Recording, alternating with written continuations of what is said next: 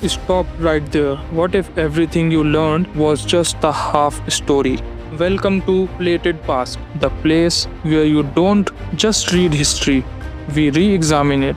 We dive deep into the secrets, the forgotten figures, and the massive ideas that forge the world we live in today. Here, you will get expert analysis, detailed explanations of science and philosophy, and the educational content you need to truly understand the past and predict the future. Don't just observe history, you understand it. Hit that subscribe button and the notification bell so you never miss an episode of our history through the time. So let's get started to the video. नमस्कार। आज हम भारतीय इतिहास के एक ऐसे साल पर बात करने वाले हैं 1857, जो सिर्फ एक तारीख नहीं है, ये वो साल था जिसने देश की दिशा ही बदल दी।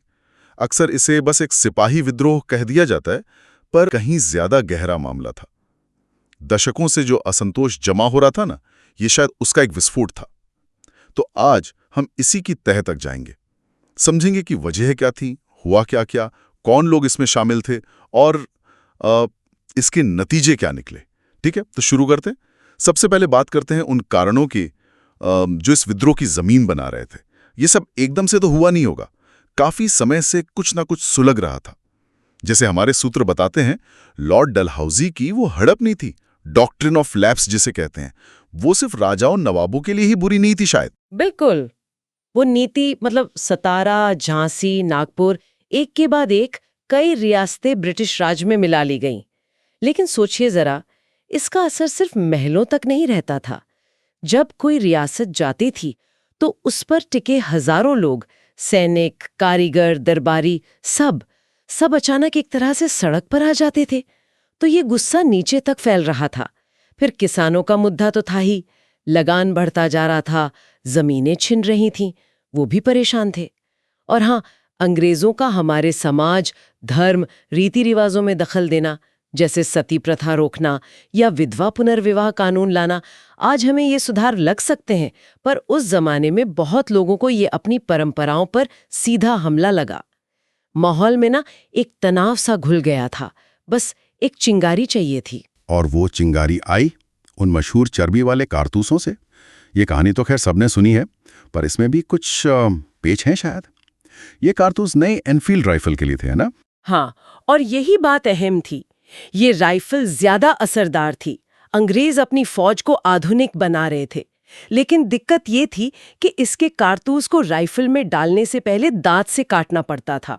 और यहीं से वो अफवाह फैली, जोरों से फैली, कि इन कारतूसों पर जो ग्रीस लगी है वो गाय और सुअर की चर्बी से बनी है। अब देखिए, गाय हिंदुओं के लिए पवित्र, सुअर मुसलमानों के लिए हराम। तो ये सीधा दोनों समुदायों के सैनिकों की आस्था पर चोट थी। ये वो आखिरी धक्का था शायद, जिसने सालों के गुस्से को एकदम से भड़का दिया। इसकी पहली आवाज हमें बैरकपुर छावनी में सुनाई दी। मंगल पांडे, उन्होंने अकेले ही आवाज उठाई थी शुरू में। जी हाँ, मंगल पांडे ने 29 मार्च 1857 को उन्होंने साफ मना कर दिया उन कारतूसों को इस्तेमाल करने से, और फिर अंग्रेज अफसरों पर हमला भी कर दिया। उन्हें पकड़ लिया गया और 8 अप्रैल को फांसी दे दी गई। अंग्रेजों ने सोचा होगा मामला रफा दफा हो गया, लेकिन हुआ इसका ठीक उल्टा। मंगल पांडे की शहादत ने आग बुझाई नहीं, बल्कि उसे और हवा दे दी। वो एक प्रतीक बन गए। और यहां से कहानी तेजी से आगे बढ़ती है, क्योंकि जो असली संगठित विद्रोह जिसे कह सकते हैं, वो तो मेरठ से शुरू हुआ। बिल्कुल। हमारे पास जो डिटेल्स हैं वो बताते हैं कि 10 मई 1857 को मेरठ में जो हुआ वो सिर्फ गुस्सा नहीं था, वो एक खुला ऐलान था। बिल्कुल। मेरठ में सिपाहियों ने न सिर्फ कारतूस लेने से मना किया, बल्कि उन्होंने जेल तोड़कर अपने उन साथियों को छुड़ा लिया जिन्हें पहले इसी बात पर सजा मिली थी। अंग्रेज अफसरों को मारा, उनके बंगले जला दिए, और फिर उन्होंने दिल्ली का रुख किया। और दिल्ली जाना ये कोई ऐसी वैसी बात नहीं थी, ये एक बहुत सोचा समझा कदम था। दिल्ली ही क्यों? मेरा मतलब है उस वक्त तो मुगल बादशाह की ताकत बस नाम की ही रह गई थी ना। सही कहा आपने। बहादुर शाह जफर उस वक्त काफी बूढ़े थे और ताकत उनके पास सच में नहीं थी। लेकिन दिल्ली अब भी मुगल सल्तनत की राजधानी थी और कहीं ना कहीं भारत की इज्जत और एकता का निशान मानी जाती थी। तो विद्रोहियों ने दिल्ली पहुंचकर बहादुर शाह जफर को शहंशाह हिंदुस्तान घोषित कर दिया। ये बहुत बड़ी बात थी।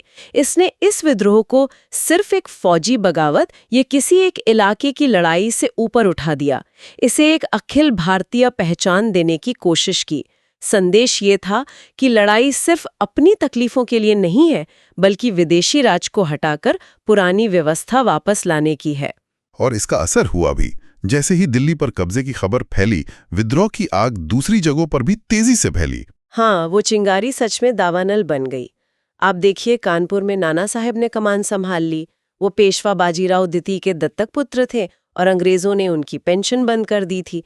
झांसी में रानी लक्ष्मीबाई मैदान में आ गईं, जिनकी रियासत हड़प नीति के तहत छीनी गई थी। लखनऊ में अवध की बेगम हजरत महल ने अपने छोटे बेटे ब्रिजेश कद्र को नवाब बनाकर अंग्रेजों को ललकारा। और बिहार में जगदीशपुर के वो 80 साल के जमींदार कुंवर सिंह, उन्होंने जिस बहादुरी से लड़ाई लड़ी वो तो आज भी याद की जाती है। तो ये नाम बताते हैं कि ये सिर्फ सिपाहियों का मामला नहीं रहा। इसमें शासक, जमींदार, आम लोग सब शामिल हो गए। अलग अलग नेता थे, अलग अलग जगह थी, पर दुश्मन एक था, अंग्रेजी हुकूमत।